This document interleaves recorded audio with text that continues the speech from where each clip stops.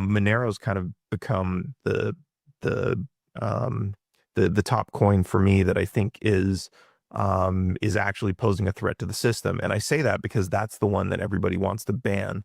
Like this is the one that's, you used to be able to buy it on a few different exchanges and now you can't get it anywhere. DeFi is the only way to get it.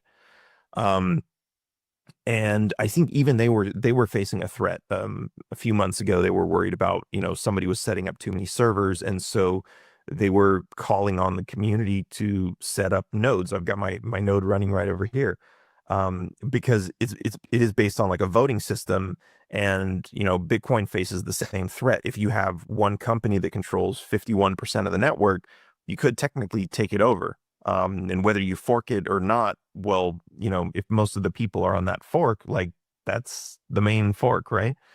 Um, so yeah, there are all kinds of potential threats, but I think that's a really interesting point about the whole thing is that like we need to set up our own nodes basically says we need to take responsibility for our money. We can't just like trust, like even if it is blockchain, we can't just like pick a blockchain and say like, hey, we're going to trust the entire system just to work because there's other people who know what they're doing. Like we still need to participate.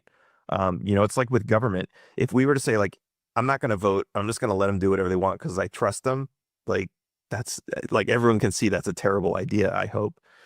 And it's the same thing with our money, right? And so running a node is actually participating in the system and it's ensuring that, if somebody comes up with like a new change to the code that says we're going to implement this new feature, that, we have an opportunity to basically vote and say yes or no. We're not going to accept that. Because, like a lot of people are fixated on the fact that like Bitcoin is, they say it's non-inflationary.